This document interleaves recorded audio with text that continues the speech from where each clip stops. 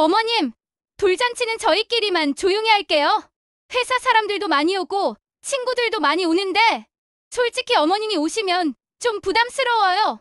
옷차림이나 말투가 시골스러우시잖아요. 며느리 유진의 목소리가 전화기 너머로 차갑게 들려왔습니다. 그 순간 제 심장이 쿵하고 내려앉는 걸 느꼈습니다. 손에 쥐고 있던 전화기가 미끄러질 뻔했습니다. 안녕하세요. 저는 박순덕이라고 합니다. 올해 72살이 됐습니다. 경상도 작은 시골 마을에서 40년 넘게 조그만 식당을 운영해 왔습니다. 남편은 10년 전에 세상을 떠났고 아들 민수 하나만 바라보고 살아왔습니다. 정말 믿을 수 없었던 제 이야기를 들어주세요. 손자 돌잔치에서 겪었던 일, 그리고 그날 일어난 놀라운 반전을 말입니다. 모든 게 1년 전 봄부터 시작됐습니다. 서울에 사는 아들 민수에게서 반가운 소식이 왔습니다. 며느리 유진이가 아이를 가졌다는 소식이었습니다. 결혼한 지 5년 만에 찾아온 귀한 손주였습니다. 전화를 받자마자 눈물이 왈칵 쏟아졌습니다. 식당 주방에서 국을 끓이다 말고 그대로 주저앉아 펑펑 울었습니다. 단골 할머니가 뭔 일이냐며 놀라서 달려올 정도였습니다. 평생 바라던 손주가 생긴다는 게 얼마나 기쁜 일인지 자식 없는 분들은 모르실 겁니다. 그날부터 저는 매일 아침 절에 다니며 순산을 빌었습니다. 식당 일을 마치고 돌아오면 아기 옷을 짜기 시작했습니다. 노란색 털실로 작은 조끼를, 분홍색 털실로 모자를 만들었습니다. 손이 예전 같지 않아 바늘에 실을 꿰는 것도 힘들었지만 손주 생각을 하니 조금도 힘들지 않았습니다. 저녁마다 뜨개질을 하며 웃음이 절로 났습니다. 그해 겨울 손자 도윤이가 태어났습니다. 새벽같이 서울행 버스를 타고 병원으로 달려갔습니다. 차창 밖 풍경이 스쳐 지나가는 동안에도 가슴이 두근거렸습니다. 병원에 도착해 유리창 너머로 본 작은 손주의 얼굴이 지금도 눈에 선합니다. 오동통한 볼과 작은 입술, 꼭 아들 민수의 어린 시절 모습이었습니다. 숨을 쉴 때마다 작은 가슴이 오르락내리락 하는 모습에 또 눈물이 났습니다. 엄마, 우리 아들 예쁘죠? 나 닮았죠? 민수가 자랑스러운 얼굴로 말했습니다. 저는 고개만 끄덕였습니다. 목이 메어 말이 안 나왔습니다. 이 작은 생명이 우리 집안에 왔다는 게 믿기지 않았습니다. 산후조리원을 나온 뒤 저는 며느리를 도우려 서울에 올라갔습니다. 미역국을 끓이고 빨래를 하며 며느리를 돌보고 싶었습니다. 하지만 유진은 제 도움을 완곡히 거절했습니다. 어머님, 괜찮아요. 요즘은 다들 배달 음식 사 먹어요. 그리고 산후조리사 선생님이 계셔서요. 유진의 말투는 정중했지만 단호했습니다. 손주를 돌봐주겠다는 말에도 육아도우미를 이미 구했다고 했습니다. 서운했지만 며느리 뜻을 존중했습니다. 젊은 사람들은 생각이 다르다고, 요즘 세상이 변했다고 스스로를 다독이며 다시 시골로 내려왔습니다. 빈손으로 돌아오는 버스 안에서 창밖만 멍하니 바라봤던 기억이 납니다. 그렇게 1년이 흘렀습니다. 명절이나 집안 경조사 때 잠깐씩 손주를 봤지만 안아볼 기회는 많지 않았습니다. 도윤이는 무럭무럭 자라 이제 혼자 걷기 시작했습니다. 드디어 도윤이의 첫 돌이 다가왔습니다. 손주 돌잔치라니 생각만 해도 가슴이 뛰었습니다. 돌복을 직접 지어주고 싶었습니다. 시장에 가서 제일 좋은 명주를 골랐습니다. 자주색과 노란색이 어우러진 고운 천이었습니다. 가게 주인 아주머니가 이런 좋은 천은 오래간만이라며 감탄했습니다. 밤을 새워 바느질했습니다. 한 땀 한 땀 정성을 담아 작은 저고리와 바지를 만들었습니다. 금박으로 술을 놓고 가장자리에 색동을 달았습니다. 완성된 돌복을 보니 눈물이 났습니다. 그런데 돌잔치 보름 전 며느리에게서 전화가 왔습니다. 처음엔 잔치 날짜와 장소를 알려주려는 줄 알았습니다. 설레는 마음으로 전화를 받았습니다. 하지만 며느리의 첫마디부터 이상했습니다. 목소리에 망설임이 가득했습니다. 어머님, 사실은요, 돌잔치 말인데요. 유진의 말끝이 흐려졌습니다. 저는 가슴이 철렁 내려앉았습니다. 어머님, 돌잔치를 호텔에서 하기로 했어요. 민수 오빠 회사분들도 많이 오시고요. 그래서 좀 격식을 차려야 해서요. 어머님은 그날 편히 쉬세요. 나중에 사진 보여드릴게요. 유진의 말은 정중했지만 그 속뜻은 명확했어요. 오지 말라는 뜻이었죠. 저는 멍하니 전화기만 쥐고 있었고 입술이 바짝 말라서 아무 말도 나오지 않았습니다. 전화를 끊은 뒤 한참을 그대로 앉아 있었어요. 식당 홀은 저녁 장사 준비로 분주했지만 제 귀에는 아무것도 들리지 않았고 며느리의 차가운 목소리만 귓가에 맴돌았습니다. 시골스럽다는 말, 부담스럽다는 말이 가슴에 비수처럼 꽂혔거든요.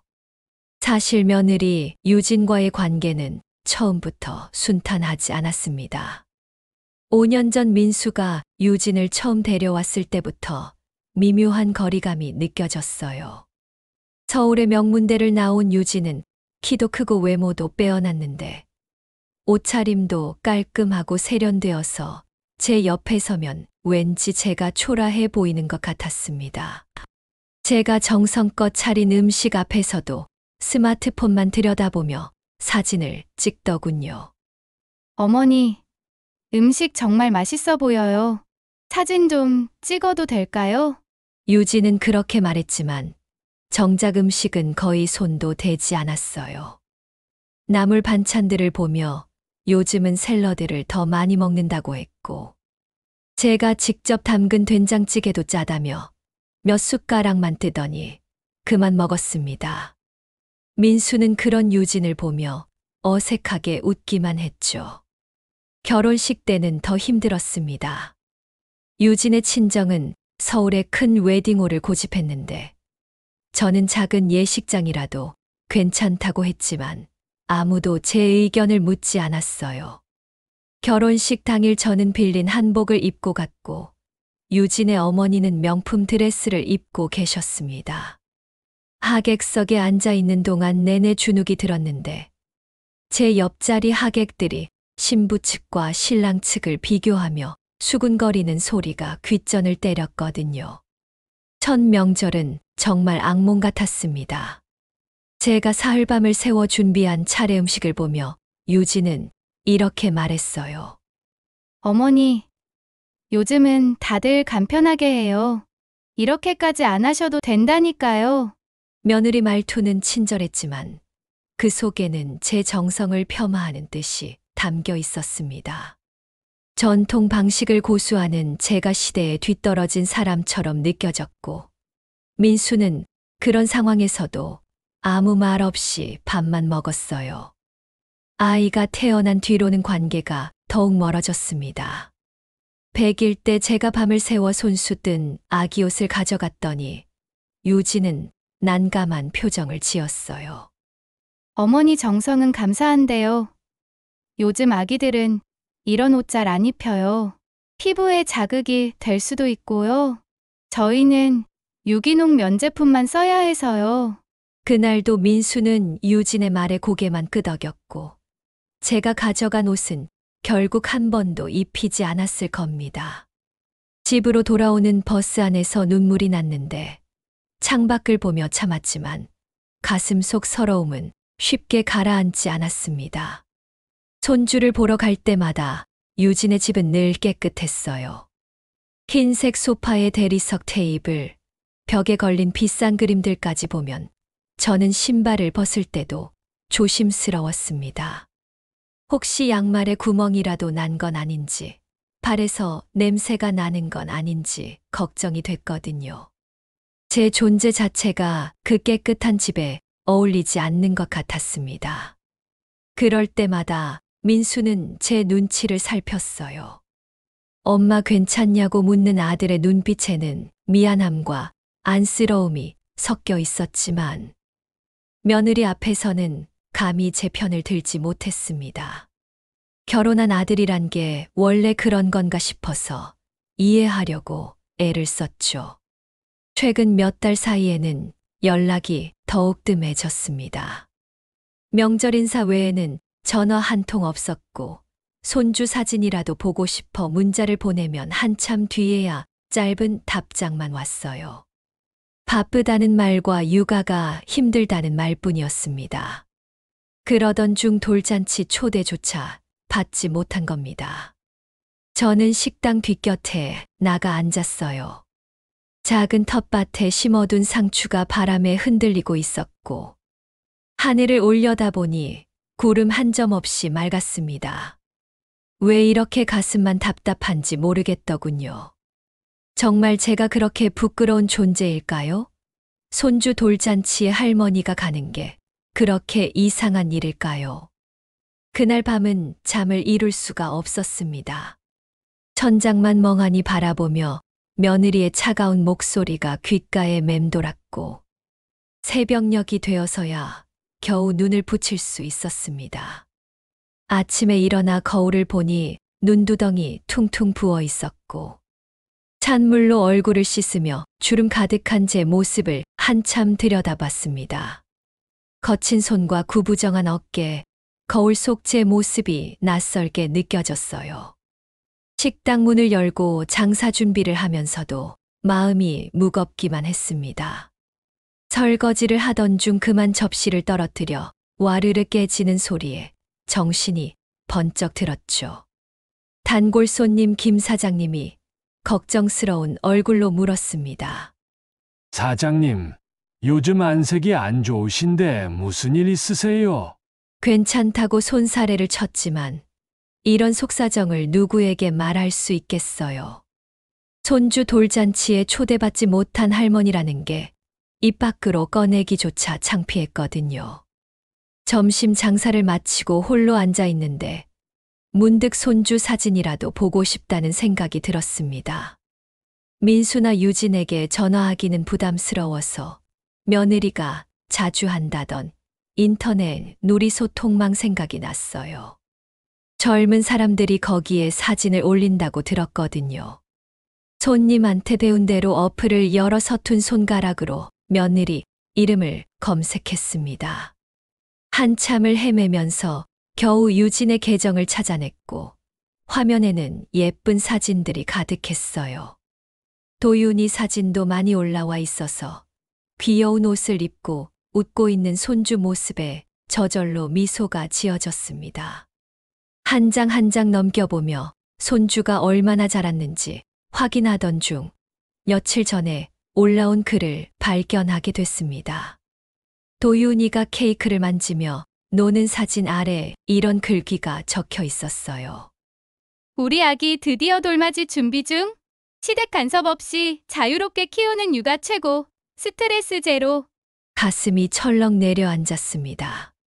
시댁 간섭이라는 말이 제 가슴에 비수처럼 꽂혔어요. 제가 그렇게 간섭을 많이 했나요? 손주 잘 크나 물어본 게 간섭인가요? 손가락이 떨렸지만 그래도 댓글이라도 봐야 할 것 같아서 아래로 내렸습니다. 유진의 친구들이 단 댓글들이 주르르 보였는데 하나씩 읽어 내려가면서 숨이 막혔습니다. 부럽다. 우리 시어머니는 매일 전화해서 애 밥 먹였냐고 물어봐. 진짜 스트레스야. 유진아, 너 진짜 복 받았다. 시골 계신다며? 가까이 안 사는 게 최고지. 맞아. 명절 때만 보면 되잖아. 나는 아파트 위층에 시부모님 사셔서 완전 지옥이야. 댓글을 읽으면서 눈물이 핑 돌았는데 더 충격적인 글이 눈에 들어왔습니다. 유진의 대학 동기라는 사람이 쓴 댓글이었어요. 유진아, 솔직히 시어머니 돌잔치 안 부르는 거 잘한 거야. 나도 우리 애 돌잔치 때 안 불렀거든. 옷차림이랑 말투가 우리 친구들 앞에서 좀 그러잖아. 그 아래 며느리 유진의 답글이 달려 있었습니다. 맞아. 회사 사람들 오는데 좀 부담스럽더라고. 나중에 조용히 따로 뵈야지 뭐. 핸드폰을 쥔 손에서 힘이 빠져나갔습니다. 며느리가 직접 인정한 겁니다. 저를 부끄러워한다는 걸, 사람들 앞에 내세우기 싫어한다는 걸 말이에요. 가슴이 무너져 내리면서 눈앞이 캄캄해졌습니다. 그때 손님이 들어오는 소리가 들려서 얼른 눈물을 닦고 일어났어요. 밝은 목소리로 인사를 했지만 속은 온통 시커멓게 타들어가고 있었습니다. 주문을 받고 주방으로 들어가 국을 끓이는데 눈물이 뚝뚝 떨어졌어요. 뜨거운 김이 얼굴로 올라왔지만 뜨거운 건지 차가운 건지 구분조차 안 됐습니다. 저녁 장사를 마치고 식당 문을 닫은 뒤 집으로 돌아와 남편 영정 앞에 앉았습니다. 10년 전 돌아가신 남편이 웃으며 저를 바라보고 계셨어요. 향을 피우고 나지막이 남편에게 말을 걸었습니다. 여보, 나는 정말 그렇게 부끄러운 사람인가 봐요. 며느리가 날 숨기고 싶어 하네요. 손주 돌잔치에도 못 가게 한다니까요. 남편 사진은 그저 웃고만 있을 뿐 아무 대답이 없었고 그 앞에서 한참을 울었습니다. 그래도 손주 얼굴만은 보고 싶었어요. 멀리서라도 몰래라도 보고 싶었거든요. 제가 낳아 기른 아들의 아들이고 제 피가 섞인 손주인데 어떻게 안 볼 수 있겠어요. 마음속 한구석에서 작은 불씨가 타올랐습니다. 초대받지 못했어도 돌잔치장에 가보고 싶다는 생각이 들었어요. 멀찍이 떨어져서 손주 얼굴만 보고 오면 되잖아요. 아무도 모르게 조용히 말이죠. 그로부터 며칠이 지났고 돌잔치가 일주일 앞으로 다가왔습니다.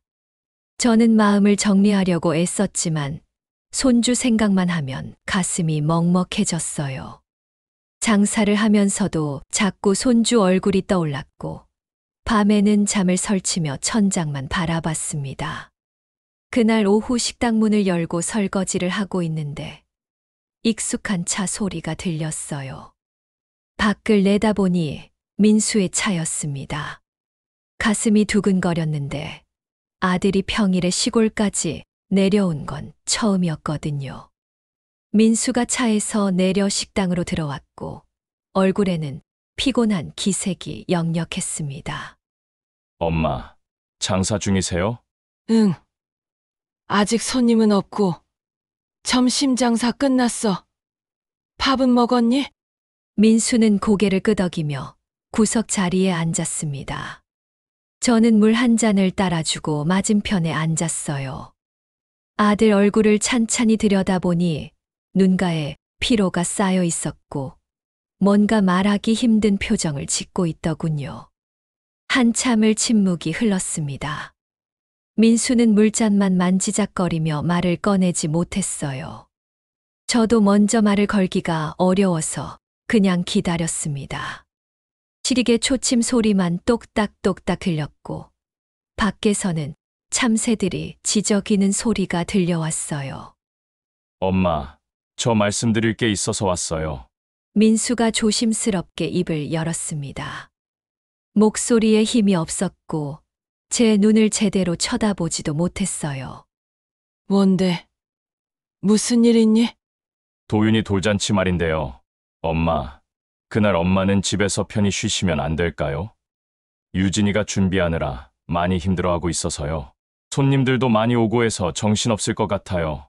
아들 말을 듣는 순간 가슴이 철렁 내려앉았습니다. 결국 아들도 며느리 편이구나 싶었어요. 며느리한테 떠밀려서 이렇게 말하러 온 거겠죠. 저는 물잔을 내려놓으며 직접적으로 물어봤습니다. 민수야, 엄마한테 솔직하게 말해봐. 내가 창피하니? 회사 사람들 앞에서 내 엄마가 부끄러운 거니? 민수는 깜짝 놀란 표정으로 고개를 저었어요. 아니에요. 그게 아니라 그냥 유진이가 스트레스를 많이 받고 있어서요. 육아도 힘들고 돌잔치 준비도 해야 하고. 그래서 엄마는 빼자는 거지? 손주 돌잔치에 할머니가 가면 안 되는 거야? 민수는 대답을 못하고 고개만 숙였습니다. 손으로 얼굴을 감싸 쥐었는데 어깨가 축 처져 있었어요. 저는 아들의 그런 모습을 보며 가슴이 미어졌습니다. 제 아들이 이렇게 힘들어하는데 엄마로서 뭐라고 해야 할지 모르겠더군요. 엄마, 정말 죄송해요. 제가 유진이를 잘 설득해 볼게요. 나중에 따로 조용히 손주 보러 오세요. 그때는 제가 잘할게요. 나중에 따로 보자는 말이 칼처럼 가슴에 꽂혔습니다. 손주 돌잔치라는 특별한 날에 할머니가 없어도 되는 사람이라는 뜻 아닙니까? 저는 더 이상 아무 말도 하고 싶지 않았어요. 고개를 끄덕이며 알았다고만 했습니다. 그래. 알았다. 엄마가 가면 너희 불편하겠구나. 안 갈게. 민수는 미안한 표정으로 저를 바라봤지만 저는 그 눈길을 피했습니다. 더 이상 아들 얼굴을 보고 있기가 힘들었거든요. 민수는 한참을 더 앉아 있다가 조용히 일어섰어요. 엄마, 정말 죄송해요. 제가 못나서 그래요. 아들은 그렇게 말하고 식당을 나갔습니다. 차 시동 거는 소리가 들리고 점점 멀어지는 엔진 소리를 들으며 저는 그대로 앉아 있었어요. 텅 빈 식당에 혼자 남겨진 기분이었습니다. 그날 밤 잠자리에 누워서도 계속 생각했습니다. 정말 안 가야 하나? 손주 얼굴 보는 것을 포기해야 하나? 하지만 마음 한구석에서는 포기할 수 없다는 목소리가 들려왔어요. 제 첫 손주인데 돌잔치를 어떻게 안 볼 수 있겠어요. 다음 날 아침 결심했습니다. 초대받지 못했어도 멀리서라도 보고 오겠다고 말이죠. 민수가 어제 흘린 말 중에 호텔 이름이 있었던 게 기억났어요. 강남에 있는 유명한 곳이라고 했었죠. 저는 단골 손님 김 사장님한테 조심스럽게 물어봤습니다. 사장님, 강남에 돌잔치 많이 하는 호텔 아세요? 김 사장님이 몇 군데 알려줬고 저는 그 중에서 제일 유명하다는 곳을 메모해뒀습니다. 돌잔치 날짜는 이번 주 토요일 오후 5시라는 것도 며느리 전화통화에서 들었던 게 기억났어요. 호텔에 전화해서 그날 행사가 있는지 확인하고 싶었지만 혹시라도 들킬까봐 참았습니다. 그냥 그날 가보면 되는 거였어요. 행사장 밖에서 멀찍이 서 있으면 손주 얼굴 정도는 볼 수 있겠죠. 아무도 모르게 조용히 다녀오면 되는 겁니다. 드디어 토요일이 밝았습니다. 새벽부터 잠이 깨어 뒤척이다가 일찍 일어났어요. 거울 앞에 서서 한참을 고민했습니다. 뭘 입고 가야 할까요? 너무 눈에 띄면 안 되니까 수수한 옷을 골랐어요. 회색 블라우스에 검은색 치마를 입었고 머리도 단정하게 빗어 넘겼습니다. 거울을 보니 그래도 괜찮아 보였는데 문득 이런 제 모습이 며느리 눈에는 촌스럽게 보이겠구나 싶었어요. 오후 2시쯤 집을 나섰습니다. 버스를 2번 갈아타고 지하철도 타야 했는데 길을 잘 몰라서 영무원한테 여러 번 물어가며 겨우 강남역에 도착했어요. 지하철에서 나오니 높은 건물들이 즐비했고 사람들도 정말 많았습니다. 모두들 세련된 옷을 입고 빠른 걸음으로 지나갔는데 저만 혼자 어정거리며 길을 찾고 있는 것 같았어요. 호텔을 찾아 30분을 헤맸습니다. 지도를 봐도 잘 모르겠고 지나가는 사람들한테 물어보기도 민망해서 혼자 이리저리 돌아다녔어요. 발이 아파서 잠깐 쉬었다가 다시 걸었고 4시가 넘어서야 겨우 호텔 건물을 찾았습니다. 정말 크고 웅장한 건물이었어요. 유리로 된 외벽이 햇빛에 반짝였고 입구에는 정장을 입은 사람들이 드나들고 있었습니다. 호텔 로비로 들어가니 천장이 높고 샹들리에가 화려하게 빛나고 있었어요. 대리석 바닥이 반질반질했고 곳곳에 비싼 가구들이 놓여 있었습니다. 저는 구석에 있는 의자에 조용히 앉았어요. 손주 돌잔치가 어느 층에서 열리는지 알아보려고 안내판을 찾았는데 3층 연회장이라고 적혀 있더군요. 5시가 가까워지자 손님들이 하나둘 도착하기 시작했습니다. 화려한 옷을 입은 젊은 사람들이 삼삼오오 모여서 웃으며 이야기를 나눴어요. 여자들은 하이힐을 신고 예쁜 원피스를 입었고 남자들은 멋진 양복 차림이었습니다. 저는 그 사이에서 점점 작아지는 기분이 들었어요. 조심스럽게 3층으로 올라가는 엘리베이터를 탔습니다. 마음이 두근거렸는데 손주를 볼 수 있다는 기대감과 동시에 들키면 어쩌나 하는 불안감이 교차했어요. 3층에 도착해서 복도를 따라 걸어가니 연회장 입구가 보였습니다. 입구에는 도윤이 사진이 크게 걸려 있었고 풍선과 꽃으로 화려하게 장식되어 있었어요. 멀찍이 떨어진 곳에 서서 안을 들여다봤습니다. 행사장은 정말 화려했어요. 둥근 테이블마다 하얀 식탁보가 깔려 있었고 음식들이 가득 차려져 있었습니다. 한쪽에는 도윤이를 위한 돌상이 예쁘게 꾸며져 있었고 그 앞에서 손주가 한복을 입고 앉아 있는 게 보였어요. 가슴이 뭉클했습니다. 저 멀리서라도 손주 얼굴을 보니 눈물이 날 것 같았어요. 도윤이는 노란색 한복을 입고 있었는데 제가 만들어준 돌복이 아니라 산 한복이었습니다. 그래도 예뻤어요. 우리 손주가 세상에서 제일 예뻐 보였습니다. 그때였습니다. 며느리 유진이 도윤이 옆에서 손님들과 이야기를 나누다가 고개를 돌리더니 제 쪽을 봤어요. 눈이 마주친 순간 유진의 얼굴이 굳어졌습니다.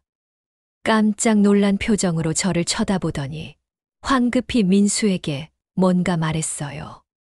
민수가 저를 발견하고는 당황한 얼굴로 제게 다가왔습니다. 복도로 나와서 낮은 목소리로 말했어요. 엄마, 여기 왜 오셨어요? 오지 말라고 했잖아요. 그냥 멀리서라도 보고 싶어서 안으로 들어가지 않을게. 여기서 잠깐만 볼게. 안 돼요. 엄마 유진이가 되게 예민해져 있어요. 지금 들어가시면 큰일 나요. 제발 돌아가 주세요.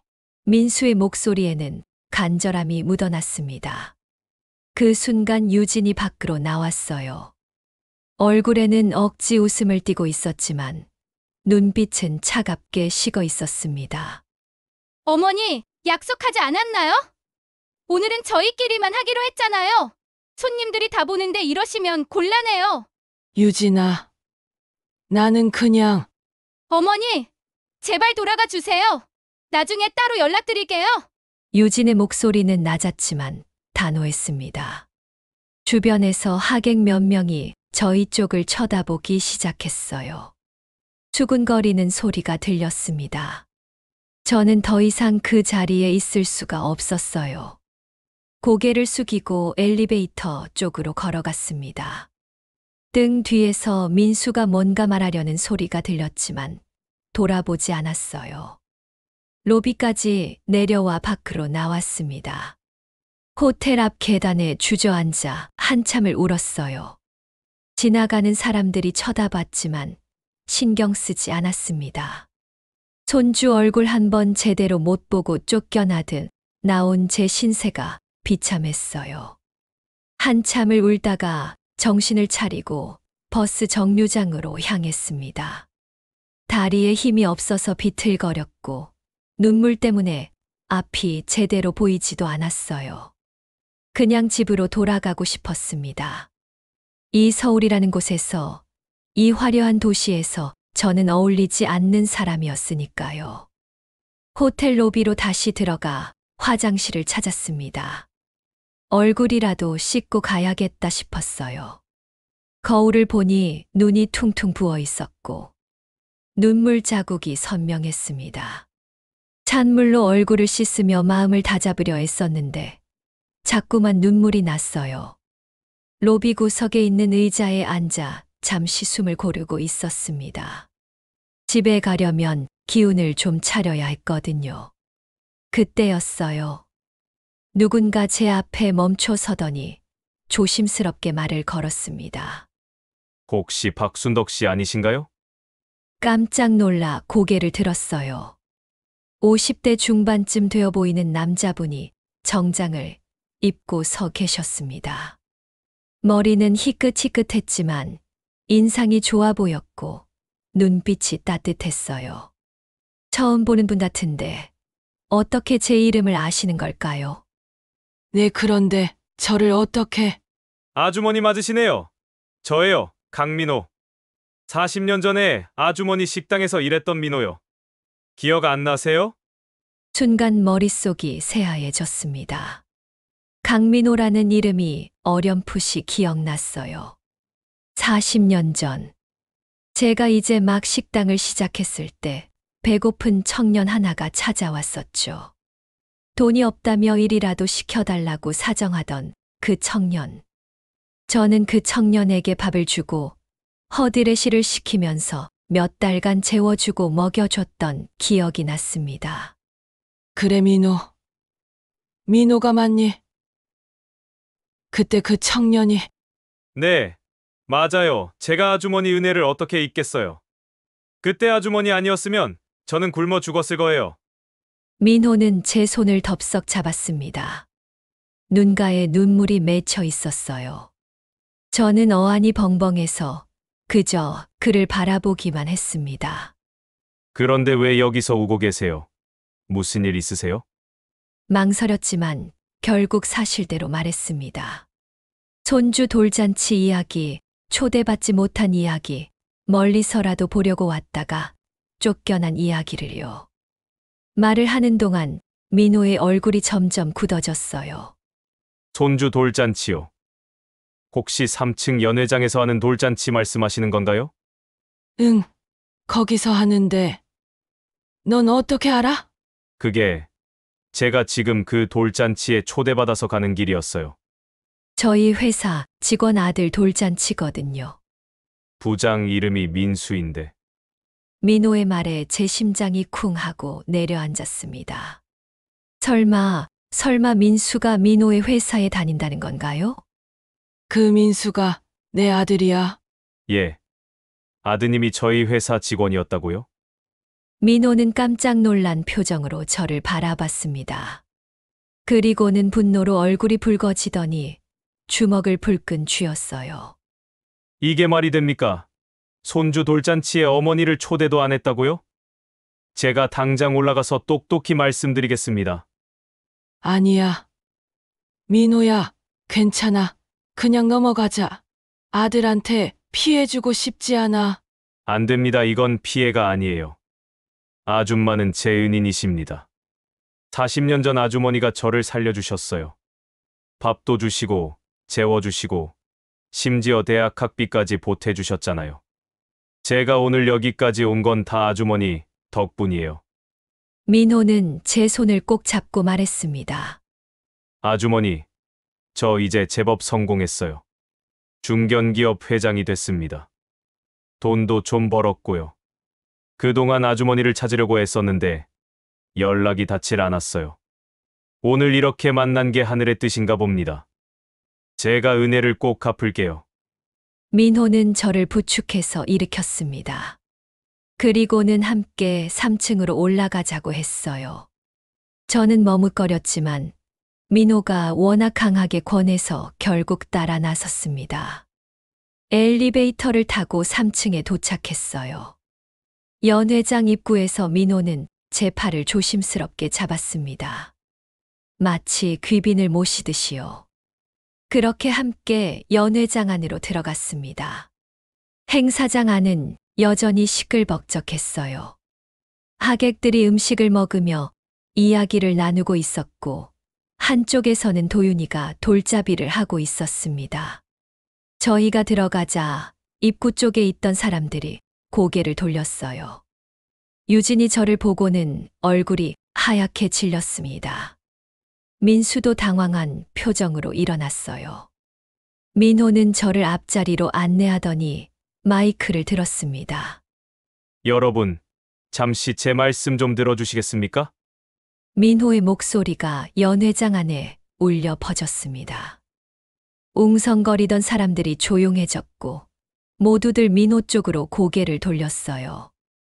민수는 어리둥절한 표정으로 서 있었고 유진은 긴장한 얼굴로 제 눈치를 살폈습니다.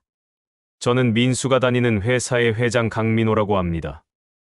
오늘 이 자리에서 꼭 말씀드리고 싶은 게 있어서 이렇게 마이크를 잡았습니다. 하객들 사이에서 수군거리는 소리가 들렸어요. 회장님이 직접 축사를 하신다며 다들 주목했습니다. 민호는 제 손을 잡고 앞으로 나서며 말을 이었어요. 여기 계신 이분은 박순덕 여사님이십니다. 도윤이의 친할머니시고 제 인생의 은인이십니다. 40년 전 제가 대학도 못 가고 굶주리며 거리를 헤맬 때 이분이 저를 살려주셨습니다. 연회장이 조용해졌습니다. 민수는 입을 벌린 채 굳어 있었고 유진은 얼굴이 새하얗게 질려 있었어요. 민호는 눈가를 붉히며 계속 말했습니다. 20살 때였습니다. 집안이 어려워서 대학을 포기하고 막노동을 하다가 다쳐서 일도 못하게 됐죠. 배가 고파서 경상도 어느 작은 식당 앞에 주저앉아 있었는데 여사님이 저를 보시고는 밥을 주셨습니다. 그냥 한 끼가 아니라 3달 동안 재워주시고 밥을 먹여주셨어요. 제가 회복되어 다시 일할 수 있을 때까지 말입니다. 하객들이 감동한 표정으로 저를 바라봤습니다. 저는 그저 고개를 숙이고 있을 뿐이었어요. 부끄럽기도 하고 멋쩍기도 했거든요. 거기서 끝이 아니었습니다. 여사님은 제가 대학에 가고 싶다고 하자 학비까지 보태주셨어요. 당신도 어렵게 사시면서 말입니다. 그 돈으로 저는 야간대학에 다닐 수 있었고 지금 이 자리에 서게 됐습니다. 민호는 잠시 말을 멈추고 눈물을 닦았어요. 연회장 안에 있던 사람들도 코를 훌쩍이는 소리가 들렸습니다. 그런데 오늘 로비에서 우연히 여사님을 만났습니다. 우시고 계시더군요. 이유를 여쭤봤더니 손주돌잔치에 초대받지 못해서 멀리서라도 보려고 왔다가 쫓겨났다고 하시더라고요. 제 가슴이 찢어지는 것 같았습니다. 민수가 고개를 떨구었습니다. 유진은 두 손으로 얼굴을 가렸어요. 주변 하객들이 수군거리기 시작했고 비난하는 눈빛으로 민수와 유진을 바라봤습니다. 이 자리에 있는 김민수 부장은 제 회사의 유능한 인재입니다. 하지만 오늘만큼은 제가 실망스럽습니다. 아무리 바쁘고 힘들어도 어머니를 이렇게 대할 수는 없는 것 아닙니까? 민호의 목소리에 힘이 실렸습니다. 민수는 저를 향해 다가오더니 그 자리에서 무릎을 꿇었어요. 엄마, 정말 죄송합니다. 제가 정말 못난 자식이에요. 민수의 눈에서 눈물이 주르르 흘러내렸습니다. 40이 넘은 아들이 많은 사람들 앞에서 무릎 꿇고 우는 모습에 제 가슴도 무너져 내렸어요. 유진도 옆에 와서 무릎을 꿇었습니다. 어머니, 제가 잘못했습니다. 정말 죄송해요. 제가 어리석었어요. 유진의 목소리도 떨리고 있었습니다. 화장이 번져서 얼굴이 엉망이 됐는데 그 모습이 처음으로 진심이 담긴 것처럼 보였어요. 민호가 다시 마이크를 들었습니다. 제가 오늘 이 자리에서 약속드리겠습니다. 도윤이의 교육비는 제가 전액 책임지겠습니다. 그리고 박순덕 여사님께는 제 회사에서 매달 생활비를 지원해드리겠습니다. 은혜를 갚는데 늦은 건 없으니까요. 하객들이 박수를 쳤습니다. 우레와 같은 박수 소리가 연회장을 가득 채웠어요. 저는 그 소리를 들으며 눈물을 흘렸습니다. 서러워서 나오는 눈물이 아니라 감사해서 나오는 눈물이었습니다. 민수가 제 손을 잡았어요. 엄마, 용서해 주세요. 제가 체면만 차리려다가 정말 중요한 걸 잃을 뻔했어요. 엄마가 제일 소중한데 그걸 몰랐어요. 유진도 제 손을 잡으며 말했습니다. 어머님, 정말 죄송해요. 제가 잘못 생각했어요. 겉모습이 중요한 게 아니라 마음이 중요한 건데, 이제야 깨달았어요. 저는 두 사람을 일으켰습니다. 그리고 도윤이가 있는 곳으로 걸어갔어요. 손주가 저를 보고 방긋 웃었습니다. 작은 손을 뻗어 저를 향해 손짓했고, 저는 손주를 품에 꼭 안았습니다. 따뜻한 체온이 전해지면서 가슴이 벅차올랐어요. 우리 도윤이 할머니가 왔다 보고 싶었어. 그로부터 6개월이 흘렀습니다. 지금 저는 제 식당 뒷견 평상에 앉아서 이 이야기를 들려드리고 있어요. 가을 햇살이 따스하게 내리쪼이고 텃밭에 심어둔 배추가 파랗게 자라고 있습니다.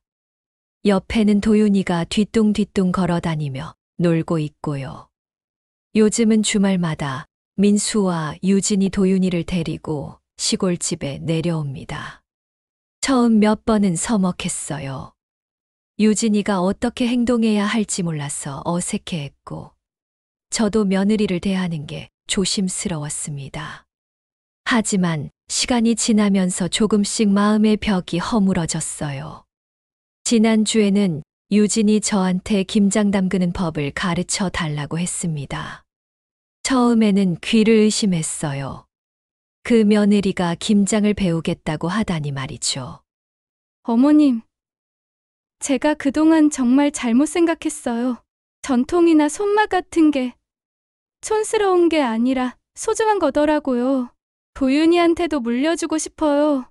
유진은 앞치마를 두르고 제 옆에서 열심히 배추를 절였습니다. 손이 서툴렀지만 진심을 다하는 모습이 예뻐 보였어요. 저는 며느리 손을 잡고 천천히 알려줬습니다. 배추 절이는 법, 양념 만드는 법, 정성을 다해야 맛있어지는 이치를요. 민수도 많이 달라졌습니다. 예전에는 회사 이야기만 하던 아들이 이제는 저한테 고민도 털어놓고 조언도 구해요. 며칠 전에는 이런 말을 하더군요. 엄마, 제가 그동안 뭘 중요하게 여겨야 하는지 몰랐어요. 회사에서 인정받는 거, 남들 눈에 잘 보이는 것만 생각했죠. 정작 제일 소중한 사람을 소중히 대하지 못했어요. 아들의 그 말을 들으며 가슴이 뭉클했습니다. 잘못을 깨닫고 변하려고 노력하는 모습이 기특했어요. 사람은 누구나 실수를 하는 법이고 중요한 건 그 실수에서 배우는 것이니까요. 민호는 약속대로 도윤이 교육비를 지원해주고 있습니다. 저한테도 매달 생활비를 보내준다고 하였지만 그건 정중히 거절했어요. 제가 아직 팔팔하고 식당도 잘 되고 있으니 필요 없다고 말씀드렸습니다. 대신 가끔 시골에 내려와서 제 손맛을 즐기시면 그걸로 충분하다고 했어요. 지난달에는 민호가 직원들을 데리고 식당에 왔습니다. 저는 정성껏 음식을 대접했고 인호는 옛날 제가 차려줬던 밥상을 떠올리며 눈시울을 붉혔어요. 그때 민호가 직원들 앞에서 이렇게 말했습니다. 여러분, 사람이 성공하는 데는 운도 필요하지만 누군가의 도움이 있어야 합니다. 저는 이분 덕분에 오늘이 있어요. 절대 은혜를 잊지 마세요. 요즘 저는 행복합니다. 손주를 마음껏 볼 수 있고 아들과 며느리와의 관계도 좋아졌으니까요. 돌잔치 날 겪었던 그 아픔이 오히려 우리 가족을 더 단단하게 만들어준 것 같아요. 가끔 생각합니다. 만약 제가 그날 호텔에 가지 않았다면 어땠을까요? 아마 평생 마음에 응어리를 안고 살았겠죠. 민호도 다시 못 만났을 거고 아들과 며느리도 깨닫지 못했을 겁니다.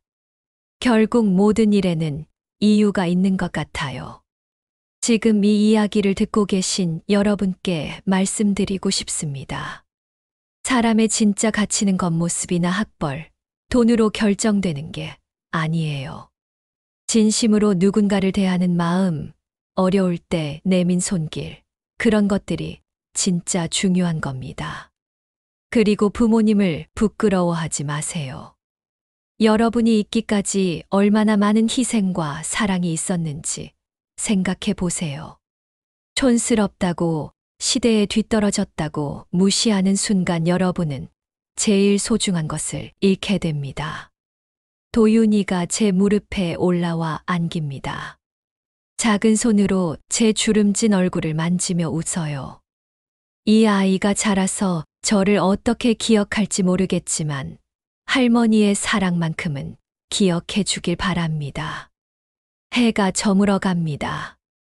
저는 손주를 안고 집 안으로 들어가요.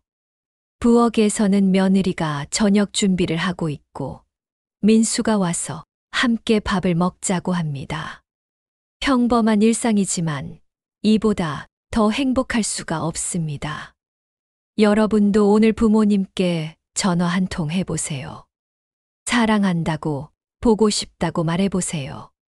그 말 한마디가 누군가에게는 세상을 살아가는 힘이 될 테니까요. 긴 이야기 들어주셔서 감사합니다.